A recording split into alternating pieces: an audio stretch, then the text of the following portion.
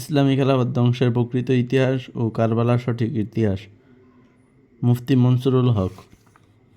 প্রথম অধ্যায়। যুগে যুগে ইহুদি খ্রিস্টানদের চক্রান্ত ষড়যন্ত্র। আল্লাহ তাআলা ইরশাদ করেন, হে নবী, ইহুদি ও খ্রিস্টানরা কখনোই আপনার প্রতি সন্তুষ্ট হবে না, যতক্ষণ না খোদা না করুক আপনি তাদের ধর্মের পরিপূর্ণ অনুগত হয়ে যান। অর্থাৎ আপনি ইহুদি অথবা খ্রিস্টান না হওয়া পর্যন্ত তারা আপনার কথা মানবে না। আপনি বলে দিন, আল্লাহ পাক যে পথ প্রদর্শন করেছে তা প্রকৃত হিদায়াতের পথ। যদি আপনি তাদের আকাঙ্ক্ষাসমূহ পূরণের তৎপর হন ও ওহীর ওই অকাট্য জ্ঞান লাভের পরও যা আপনার কাছে পৌঁছাছে, তবে আল্লাহ থেকে অর্থাৎ তাহার হাত থেকে আপনাকে উদ্ধারকারী ও সাহায্যকারী কেউ থাকবে না। সূরা বাকারা আয়াত 120।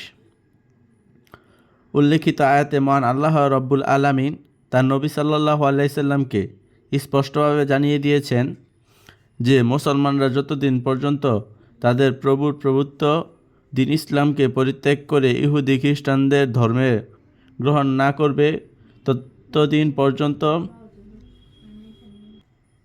ততদিন পর্যন্ত ইহুদিরা ও খ্রিস্টানরা মুসলমানদের প্রতি সর্বদা পোষণকারী হবে না।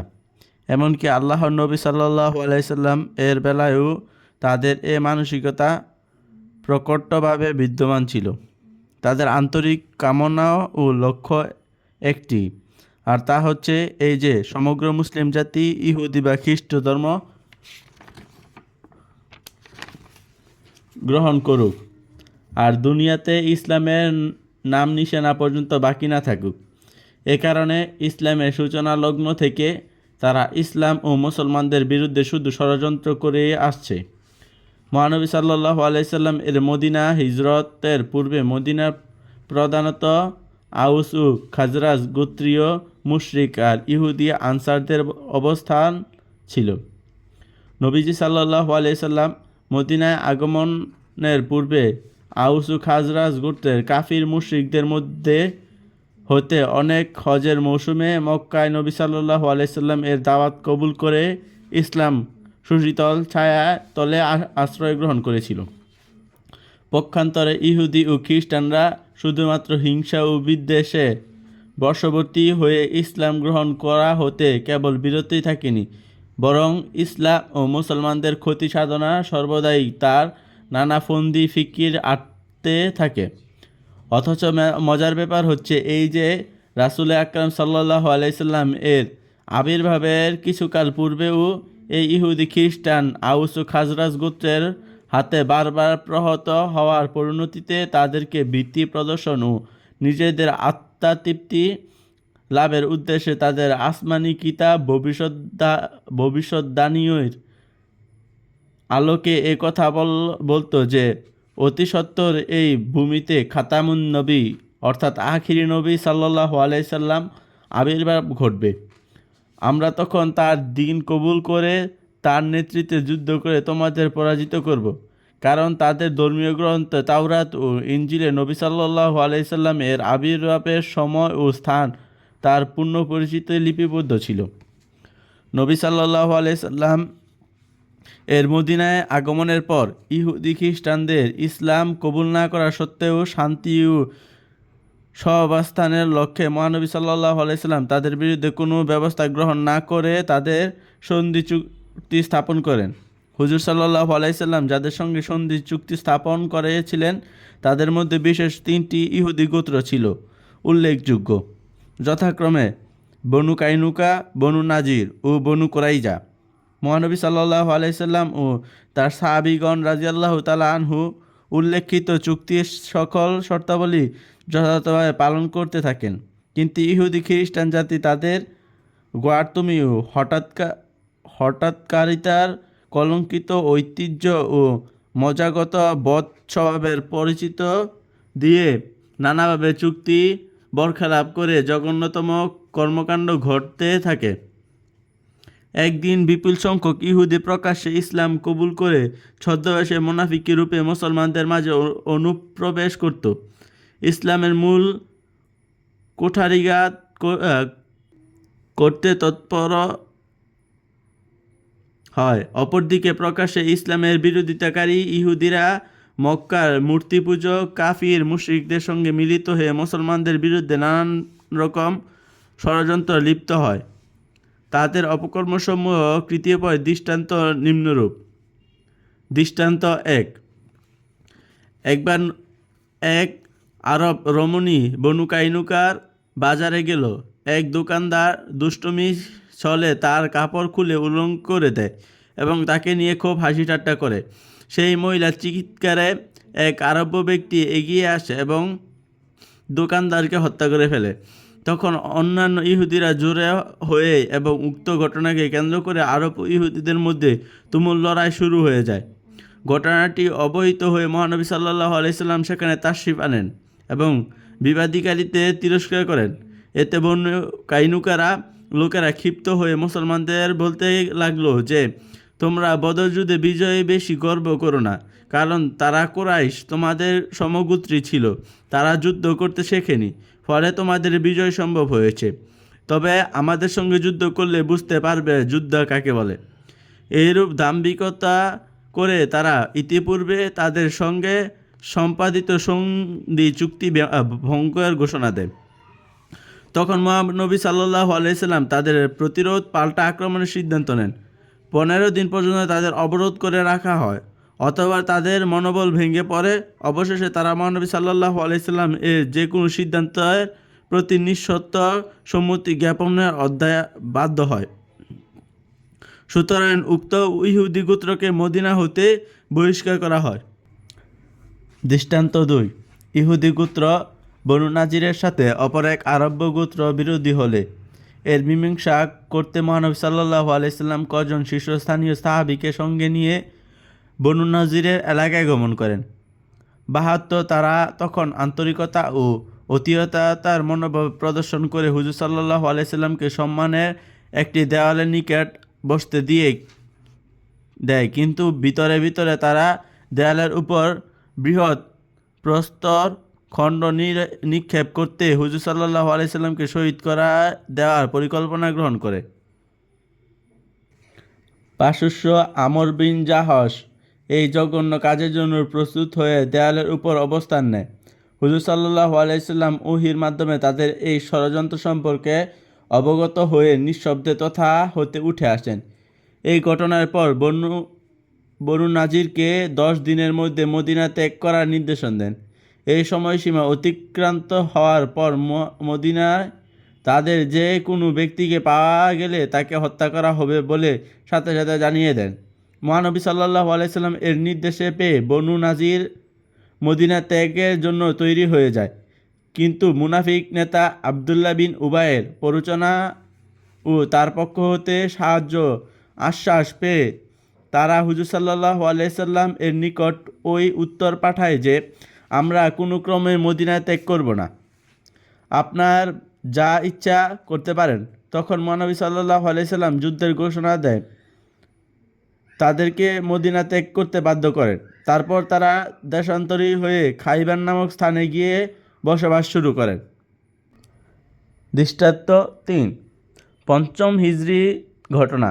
একবার ইহুদিরা মুসলমানদেরকে সমূলে শেষ করে দিতে সর্বাত্মক প্রস্তুতি গ্রহণ করে। নেতৃস্থানীয় কয়েকজন ইহুদি আরব অন্যান্য সকল কাফির গোত্রের সঙ্গে যোগাযোগ করে মক্কার কুরাইশ, বনু সালিম, বনু গাতফান, বনু আসাদ, আসাজা, ফাজারাহ, বনু মুরাহাব এই সকল গোত্রের কাফিরদের সমন্বয়ে বহুজাতি বাহিনী গঠন করত। সকলে একসঙ্গে মদিনায় আক্রমণ করার পরিকল্পনা আটে। পরিকল্পনার মোতাবেক তাদের 10,000 সৈন্যের বিশাল বাহিনী মুসলমানদের উপর একযোগে আক্রমণ চালায়। হুজুর আকরাম সাল্লাল্লাহু আলাইহি সাল্লাম তখন সকল সাহাবী কেরাম রাদিয়াল্লাহুকে একসঙ্গে নিয়ে কাফিরদের আক্রমণ প্রতিহত করতে মদিনার চতুষ্পার্শ্বে পরীক্ষা খননে লিপ্ত হন। মদিনায় তখন কেবল নারী ও শিশু ছিল। এরই মধ্যে মদিনা অবস্থানকারী ইহুদিদের নেত্রী গোত্র বনু কুরাইজা মহানবী সাল্লাল্লাহু আলাইহি সাল্লাম এর সঙ্গে সম্পাদিত সন্ধি চুক্তি ভঙ্গের ঘোষণা দিয়ে কাফিরদের সাথে সংঘটিত যুদ্ধে চরম মুহূর্তে মুসলমানদের সাথে বিশ্বাসঘাতকতা করে। মহানবী সাল্লাল্লাহু আলাইহি সাল্লাম তখন একদল সাহাবী রাদিয়াল্লাহু তাআলা আনহুকে মদিনার নারী ও শিশুদের দেখাশোনার দায়িত্বে নিয়োজিত থাকতে নির্দেশন দেন।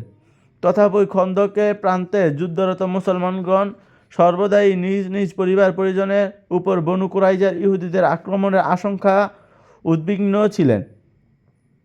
দীর্ঘ 1 মাস পর্যন্ত কাফির বাহিনী মদিনার অবরোধ করে রাখে, কিন্তু সময়ে বিশেষজ্ঞ সাহাবী হযরত সালমান ফার্সী রাদিয়াল্লাহু তাআলা আনহু এর পরামর্শে মোতাবেক খন্দক বা পরীক্ষা খনন করে রাখার কাফিরদের পক্ষে তা অতিক্রম করা, মদিনায় প্রবেশ করা সম্ভব হয়নি। অবশেষে আল্লাহর গজবে পতিত হয়ে শত্রুর দল বিচ্ছিন্ন হয়ে পড়ে এবং কাফিররা মদিনা ছেড়ে যেতে বাধ্য হয়। আল্লাহ তাআলার বিশেষ রহমত ও সাহায্যের মুসলমানরা এই যুদ্ধে বিজয় লাভ করে। ইসলামের ইতিহাস তা খন্দক যুদ্ধ নামে পরিচিত। খন্দক যুদ্ধ হতে মদিনা প্রত্যাবর্তন করা কোনো রূপে পরিশ্রম গ্রহণের পূর্বেই হযরত জিবরাইল আলাইহিস সালাম তা আল্লাহ তাআলার পক্ষ হতে বনু কুরাইজার বিশ্বাসঘাতকতার শাস্তির বিধান নিয়ে অবতীর্ণ হন। হুজুর সাল্লাল্লাহু আলাইহি সাল্লাম সাহাবায়ে কেরাম রাদিয়াল্লাহু তাআলা আনহুকে সেদিন আসরের নামাজের পূর্বে বনু কুরাইজার এলাকায় পৌঁছে নির্দেশন দেন।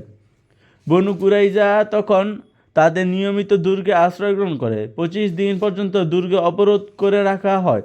এই দীর্ঘ অবরোধে কারা মনোবল হারিয়ে ফেলে। তখন তাদের নেতা কাব বিন আসাদ বলল, এখন মুক্তির পথ একটাই, যে তোমরা ইসলাম গ্রহণ করে মুসলমান হয়ে যাও, কেননা তোমাদের সকলেরই জানা আছে যে মুহাম্মদ সাল্লাল্লাহু আলাইহি সাল্লাম সত্য নবী। যদি এ পথ তোমাদের নিকট পছন্দনীয় না হয়, তাহলে সবাই স্বীয় স্ত্রী সন্তানদের হত্যা করে জীবনের মায়া ত্যাগ করে চূড়ান্ত যুদ্ধে ঝাঁপিয়ে পড়ে হয় বিজয় অর্জন করো, নতুবা সকলে আত্মাহুতি দাও। আর যদি তোমাদের পক্ষে তাও সম্ভব না হয়, তাহলে তোমাদের ধর্মীয় বিধান লঙ্ঘন করে পবিত্র শনিবার অতর্কিত হামলা করো, কেননা এদিন মুসলমানগণ এ বিশ্বাস অপ্রস্তুত থাকবে যে আমরা শনিবারের পবিত্রতা রক্ষার এদিন যুদ্ধ করব না। বনু কুরাইজার লোকেরা কাব বিন আসাদের প্রস্তাবিত কোনো পন্থাই গ্রহণ না করে হযরত আবু লুবাবা রাদিয়াল্লাহু তাআলা আনহু এর সঙ্গে পরামর্শ করতে বিনা শর্তে আত্মসমর্পণ করে। আউস গোত্রের সঙ্গে বনু কুরাইজার মিত্রতা থাকায় মহানবী সাল্লাল্লাহু আলাইহি সাল্লাম বনু কুরাইজার ব্যাপারে যে কোনো সিদ্ধান্ত গ্রহণে ক্ষমতা আউস লৌহ পুরুষ বিশিষ্ট সাহাবী হযরত সাদ বিন মুআজ রাদিয়াল্লাহু তাআলা আনহুর এর হাতে অর্পণ করলেন। বনু কুরাইজার প্রকৃত অপরাধের উচিত শাস্তিস্বরূপ তিনি তাদের যুদ্ধক্ষম সকল পুরুষকে হত্যা করে এবং নারী ও শিশুদের বন্দী করার সিদ্ধান্ত দেন। তারা এই সিদ্ধান্ত মোতাবেক বনু কুরাইজার নেতা কাব ও বনু নাজির নেতা হুয়াই বিন আখতাব সহ 6 শতাধিক যুদ্ধ অপরাধী বন্দীর মৃত্যুদণ্ড কার্যকর হয়। দৃষ্টান্ত 4, বনু নাজিরকে খাইবারের বহিষ্কার করার পর খাইবারে নতুন করে ষড়যন্ত্রকারীদের আখড়ায় পরিণত হয়। এখানে বসে বসে ইহুদি ও ইসলাম বিদ্বেষী মুসলমানদের বিরুদ্ধে নানান রকম ষড়যন্ত্র করতে বনু নাজির নেতা হুয়াই বিন আখতাব খন্দক যুদ্ধের সময় খাইবার হতে মদিনায় গিয়ে তথা অবস্থানকারী বনু কুরাইজাকে বিশ্বাসঘাতকতার পরাজিত করে। এ কারণে মহানবী সাল্লাল্লাহু আলাইহি সাল্লাম আল্লাহ তাআলার পক্ষ হতে নির্দেশ প্রাপ্ত হয়ে 7ম হিজরিতে খাইবার অভিযান পরিচালনা করেন। অষ্টদুর্গে পরিবেষ্টিত খাইবার ইহুদিদের অত্যন্ত শক্তিশালী ঘাঁটি ছিল। এখানে শত্রুপক্ষে কিছু শক্তিশালী যোদ্ধারাও অবস্থান ছিল। তাই এই যুদ্ধে জয় করতে মহানবী সাল্লাল্লাহু আলাইহি সাল্লাম ও সাহাবায়ে কেরাম রাদিয়াল্লাহু তাআলা আনহু কঠোর পরিশ্রম ও চরম ত্যাগ স্বীকার করতে হয়েছে। যুদ্ধ শুরু হওয়ার পর যখন 5টি দুর্গ বিজয় হয়, তখন ইহুদিরা আত্মরক্ষা নিমিত্তে শেষ চেষ্টা স্বরূপ অবশিষ্ট 3 দুর্গের আশ্রয় নেয়। মহানবী সাল্লাল্লাহু আলাইহি সাল্লাম সাহাবায়ে কেরাম রাদিয়াল্লাহু তাআলা আনহুকে নিয়ে সেইগুলো অবরোধ করে রাখেন। দীর্ঘ 14 দিন অতিবাহিত হওয়ার পর যখন ইহুদিরা রণক্ষেত্রে অবতীর্ণ হয়েছিল না, তখন মহানবী সাল্লাল্লাহু আলাইহি সাল্লাম মিনজানিক নামক হস্তচালিত বৃহৎ প্রস্তর নিক্ষেপক কামান মোতায়েন করে দুর্গ ভাঙ্গা পরিকল্পনা গ্রহণ করে। অবস্থা বেগতিক দেখে ইহুদিরা আলোচনা অনুমতি প্রার্থনা করেন। দ্রুত প্রেরণ করা মহানবী সাল্লাল্লাহু আলাইহি সাল্লাম এতে সম্মত হন। অতঃপর আলোচনা এই সিদ্ধান্ত হলো যে দুর্গ অবস্থানকারী সকলকে মুক্তি দেওয়া হবে। তারা স্বীয় পরিবার পরিজন সহ খাইবার ত্যাগ করে অন্য কোথাও চলে যাবে, তবে সঙ্গে কোনো প্রকার সম্পদ ও যুদ্ধাস্ত্র নিয়ে যেতে পারবে না। পরিহিত কাপড় ব্যতীত অন্য কোনো ব্যবহার্য জিনিসপত্রও সাথে নিতে পারবে না। মহানবী সাল্লাল্লাহু আলাইহি সাল্লাম এর পক্ষ থেকে ঘোষণা করে দেওয়া হয়, কেউ কোনো কিছু গোপন করলে তার নিজের জানের নিরাপত্তা বাহাল থাকবে না। সে মোতাবেক সম্পদ লুকানোর অভিযোগ প্রমাণিত হওয়ার পর দুজনকে মৃত্যুদণ্ডে দেওয়া হয়। দৃষ্টান্ত 5, মহানবী সাল্লাল্লাহু আলাইহি সাল্লামকে বিষ প্রয়োগে হত্যার জঘন্য ষড়যন্ত্র। খাইবার যুদ্ধের পরের ঘটনা। যুদ্ধ শেষ, স্থিতিশীল অবস্থা ফিরে আসার পর এক ইহুদি মহিলা একটি ছাগল রান্না করে মহানবী সাল্লাল্লাহু আলাইহি সাল্লাম এর দরবারে তা হাদিয়া হিসেবে পেশ করে। তাতে সে বিষ মিশিয়ে দিয়েছিল। হুজুর আকরাম সাল্লাল্লাহু আলাইহি সাল্লাম তা হতে এক টুকরা গোস্ত উঠিয়ে মুখে দিলে গোস্তের টুকরোটি বলে দিল যে তাতে বিষ প্রয়োগ করা হয়েছে। কোনো বর্ণনা অনুযায়ী জানা যায় যে হযরত জিবরাইল আলাইহিস সালাম এসে মহানবী সাল্লাল্লাহু আলাইহি সাল্লামকে বিষ প্রয়োগের কথা জানিয়ে দিয়েছিলেন। তখন হুজুর সাল্লাল্লাহু আলাইহি সাল্লাম গোস্তের টুকরোটি মুখ থেকে ফেলিয়ে দেন, কিন্তু ইতিমধ্যে একজন সাহাবী রাদিয়াল্লাহু তাআলা আনহু বিষ প্রয়োগের কথা না জেনে ওই বিষ মিশ্রিত গোস্ত ভক্ষণ করে ইন্তেকাল করেন। এই ঘটনার পর মহানবী সাল্লাল্লাহু আলাইহি সাল্লাম উক্ত মহিলাকে ডেকে বিষ প্রয়োগের কথা জিজ্ঞাসা করলে সে উত্তর দিল, আমি এই জন্য বিষ মিশ্রিত করেছি যে আপনি যদি সত্য নবী হয়ে থাকেন তাহলে আপনাকে ওহীর মাধ্যমে জানিয়ে দেওয়া হবে, আর যদি আপনি মিথ্যা নবী হয়ে থাকেন তাহলে আমরা আপনার হাত থেকে মুক্তি পাব। ইমাম জুহরি রহমাতুল্লাহ আলাইহি বর্ণনা করেন যে উক্ত মহিলা মহানবী সাল্লাল্লাহু আলাইহি সাল্লাম এই মুজিজা প্রত্যক্ষ করে মুসলমান হয়ে গেল। অতঃপর হুজুর সাল্লাল্লাহু আলাইহি সাল্লাম তাকে ক্ষমা ও মুক্ত করে দেন। কিন্তু অন্যান্য বর্ণনার মতে জানা যায় যে মহানবী সাল্লাল্লাহু আলাইহি সাল্লাম উক্ত সাহাবী রাদিয়াল্লাহু তাআলা আনহু ইন্তেকালের ঘটনার পর উক্ত মহিলাকে কিসাস স্বরূপ হত্যার নির্দেশন দেন।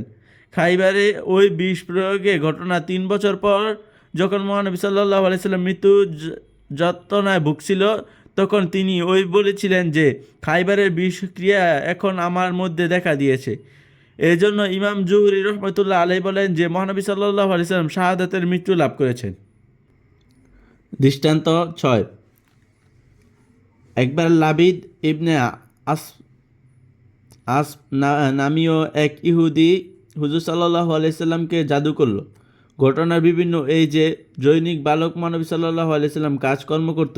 ইহুদি তার মাধ্যমে রাসূল সাল্লাল্লাহু আলাইহি সাল্লাম ব্যবহার্য চিরুনি হস্তগত করে একটি তাঁতের সুতায় 11টি গ্রন্থি লাগিয়ে প্রত্যেক গ্রন্থিতে একটি করে সুই সংযুক্ত করে উক্ত চিরুনি সহ সেই গ্রন্থিযুক্ত সুতোটি খেজুরে অবরণিত রেখে তা একটি পরিত্যক্ত কূপে প্রস্তুত খণ্ডর নিচে চাপিয়ে দিয়ে রাখলেন। এই জাদুর প্রভাবে নবী সাল্লাল্লাহু আলাইহি সাল্লাম অসুস্থ হয়ে পড়েন এবং দীর্ঘ 6 মাস দারুণ কষ্টে ভোগেন। হযরত আম্মাজান আয়েশা রাদিয়াল্লাহু তাআলা আনহু বর্ণনা মতে এই জাদুর প্রভাব হুজুর সাল্লাল্লাহু আলাইহি সাল্লামের মাঝে দিশেহারা হয়ে পড়তেন এবং যে কাজটি করেনি তাও করেছেন বলে অনুভব করতেন। অতঃপর স্বপ্নে দুজন ফেরেশতা কৌতুকখতনে শুনে লাবিদের জাদু ও জাদুতে ব্যবহৃত বস্তুসমূহের গোপন কূপের সন্ধান অবগত হয়ে তিনি ঘুম হতে উঠে তথায় গমন করেন এবং কূপ হতে সেগুলো উঠিয়ে আনেন। আল্লাহ পাক সূরা ফালাক, সূরা নাস 11টি আয়াত নাজিল করেন। হুজুর সাল্লাল্লাহু আলাইহি সাল্লাম জাদুর সুতা 11টি গ্রন্থির প্রত্যেকটি এক এক আয়াতে পাঠ করতে তা খুলতে লাগলেন। গ্রন্থগুলো খোলা সমাপ্ত হওয়ার সাথে সাথেই হুজুর সাল্লাল্লাহু আলাইহি সাল্লাম সম্পূর্ণ সুস্থ হয়ে শয্যা ত্যাগ করেন এবং অনুভব করলেন যে নিজের উপর থেকে একটা বোঝা সরিয়ে গেল। এই হচ্ছে মহানবী সাল্লাল্লাহু আলাইহি সাল্লাম ইসলাম ও মুসলমানদের বিরুদ্ধে ইহুদি খ্রিস্টান জাতির কৃতিত্ব পরিচালিত ধ্বংসাত্মক ষড়যন্ত্রসমূহ কটি সংক্ষিপ্ত উদাহরণ। ইসলামের প্রাথমিক যুগে ইসলাম ও মুসলমানদের বিরুদ্ধে ইহুদি খ্রিস্টানরা এভাবে নানান রকম ষড়যন্ত্র চক্রান্ত ও ধ্বংসাত্মক কার্যকলাপ ঘটাতে থাকে। উদ্দেশ্য ছিল ইসলাম ও মুসলমানদের ধ্বংস করে নিজেদের ধর্মকে সুপ্রতিষ্ঠিত করা। ইহুদি খ্রিস্টানদের সেই ষড়যন্ত্র ধারা এখনও অব্যাহত আছে পুরোদমে, আর তা থাকবে হয়তো আগামীতেও। কিন্তু এ ব্যাপারে এখন করণীয় কি তা আমাদের নির্ণয় করতে হবে।